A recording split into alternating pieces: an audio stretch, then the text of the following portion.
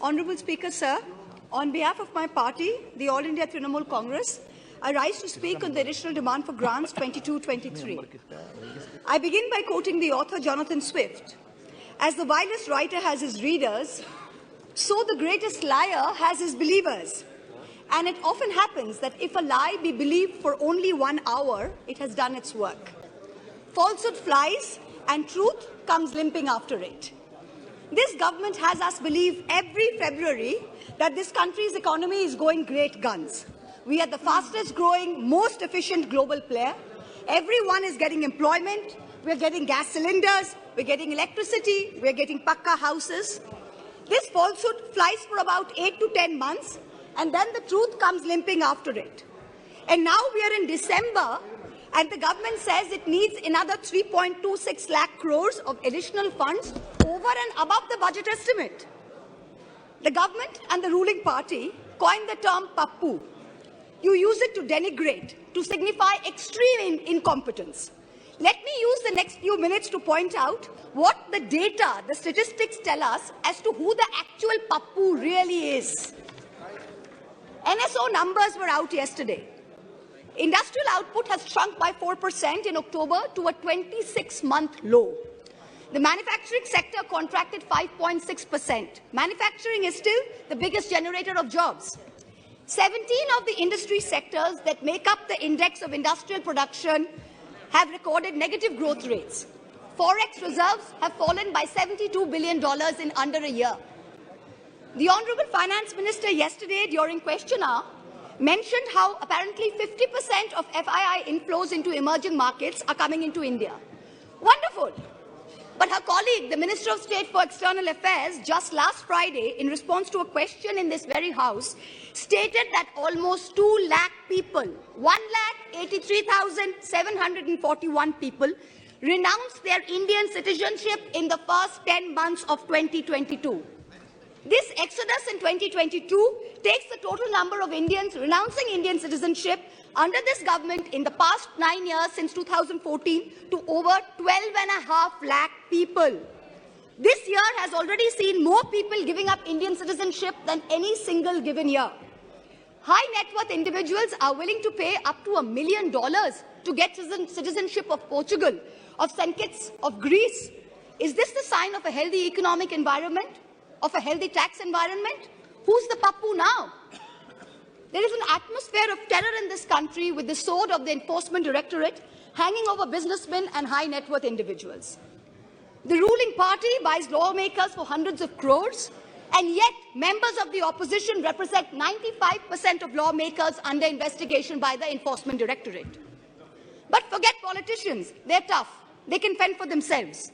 Businessmen and high net worth individuals are soft targets. In the monsoon session, in response to a query from my honourable colleague from the JDU, Mr. Rajiv Ranjan Singh, the Finance Ministry informed this House that in the past 17 years, the ED has opened 5,422 investigations under the PMLA, but has convicted only 23 people. That is a conviction rate of a pathetic 0.5%. Since 2011, the ED has launched 1,600 investigations, 1,800 raids, and convicted only 10 people. In the supplementary demand for grants, I see that the government is asking for an additional 2,900 crores to buy land and ready-built accommodation, office accommodation for the Enforcement Directorate. The taxpayers, you and I, are paying for the ED's operations, for their prosecutions, for their investigations, for their foreign junkets. So do Parliament and public representatives have no right to ask this na khaunga, na khane dunga sarkar, who's presiding over the ED, why there is such a pathetic conviction rate of 0.5%? Is the ED's job only to harass people, or is it to actually track down and catch the perpetrators of financial crimes? What is this level of incompetence? Who's the pappu now? Members of the ruling party continue to spread falsehoods about the benefits of demonetization ad nauseum, with no regard to the actual data. You have not achieved the goals of a cashless digital economy. You have not achieved the goals of phasing out fake currency, even after 6 years of your dhamaka announcement. Currency in circulation has doubled from 18 lakh crores in November 2016 to 32 lakh crores in November 22. cash management company CMS's cash index for ATM hit an all-time high this Diwali. Cash is still king. Demonetization did not achieve any of the 3 targets. Who's the pappu now? I've been reviewing the demand for additional grants, and there are various items in it that are shocking. From a total subsidy request of 1,09,000 crores in March, the Department of Fertilizers has asked for an equal amount in the supplementary request. Just urea alone is accounting for 86,000 crores. Phosphorus and potassium are controlled because they are nutrient-based subsidies. What is this government doing to stem the overuse of urea, which is killing the soil, killing productivity, and killing our health? What the soil needs is balanced use of fertilizers. Bengal has been promoting a balanced fertilizer blend of major fertilizers. And now we are suffering because the center is starving us of the most popular mix of NPK, which is the basal application for potato. During November 22, Bengal asked for a certain amount, and only 33% of our demand for balanced fertilizers was met by the center. Most of the urea-based subsidy is going to GAIL, because GAIL supplies the maximum gas to the fertilizer sector. When are we going to see the much-promised reform and competition in this natural gas sector? When are we going to see the promised transmission system operator, the unbundling of GAIL? Is the government hiding and protecting GAIL under the garb of providing urea subsidies to people? Nearly 2,000 crores supplementary demand is for large industry, whereas only 233 crores is for the MSME sector. But the MSME sector accounts for 90% of jobs in the industrial sector. These are very distorted priorities. About 45,000 crores demand is for Manrega and other rural employment schemes. This is far too little, far too late. The rural sector accounts for nearly 2/3 of employment in this country. Field reports suggest that only a very small fraction of rural households are getting Manrega jobs. That too, not more than 30 to 40 days instead of the assured 100 days. That too, there's a 3 to 4 week lag in wage payment simply because there is inadequate allocation of funds. There is also no supplementary demand for subsidized food delivery under PDS. There's an overall anti-poor bias in the supplementary demand for grants. BSNL is being provided, this is very interesting, BSNL is being provided a viability gap funding of 18,000 crores for rural wireline operations. Prima facie, I don't have a problem with this. But if the government of India wants to keep giving BSNL viability gap funding, it is also giving it free spectrum worth 30,000 crores. Then why not make BSNL free roaming rural for everybody? If I'm not a BSNL user, I'm an Airtel user. I am paying for BSNL's free spectrum. It is not only BSNL subscribers who are paying for it. So if Airtel has poor network in a rural area, why can my phone not latch on to BSNL? Taxpayers are paying for this. Make it free for all in rural areas. The supplementary demand for grants will amount to an additional expenditure of about 4.36 lakh crores. This is going to raise the fiscal deficit above the target that you mentioned in the budget. So what is the government's additional revenue mobilization measures, especially non-tax revenue, that is going to make this up, make up the additional expenditure so we stay within the fiscal demand targets, fiscal deficit target? The Honorable Finance Minister yesterday stood in this House and she likened us, the opposition, to Videsh ka dushman. And she said, we have Jalan ka bhavna at India's growth.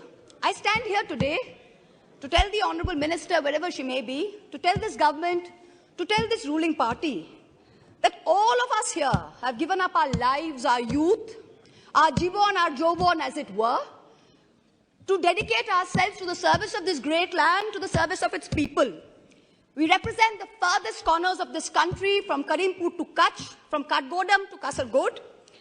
It is our inalienable right to ask the questions of this government. It is our right to question your incompetence. And it is this government's Raj Dharma that should make the treasury benches sit down, listen to our voices, and not react like the proverbial Khisyani Billi. It requires enormous courage and tenacity to simply stand up here and speak the truth, and we are doing it. In contrast, the ruling party is moving from one incendiary issue to another, from the division of Bengal into North and South, to the Citizenship Amendment Bill, to releasing convicted lifetime murderers and rapists just before an election, to openly trying to challenge the judiciary into submission. You somehow keep hoping that you will scare India into submission and you will keep winning power term after term. But it's not working.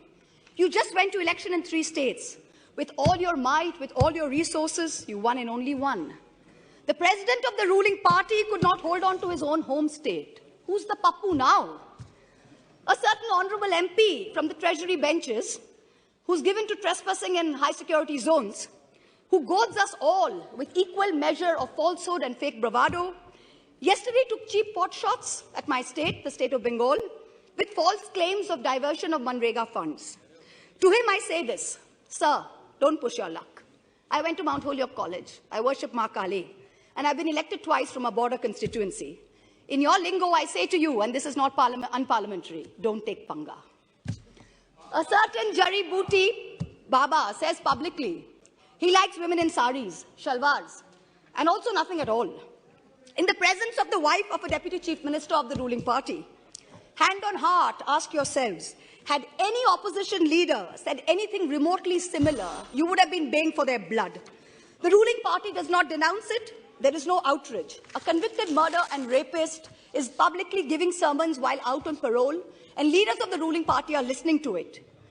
You do not have the moral clarity to call out right from wrong. Who's the pappu now? People tell me to keep quiet, to make peace in the name of soft Hindutva. I am Hindu, but I refuse to play soft anything. What this country needs is an elected government which plays hard morality, hard legality, and hard economics. No soft anything. I urge this government and the finance minister to take control of the economy. And I urge the people of India to take control over who they give the reins of this country to. सवाल ये नहीं है कि बस्तियां किसने जलाई. सवाल यही है कि पागल के हाथ में माचिस किसने दी. This is a question that India needs to answer. Thank you very much. Jai Hind.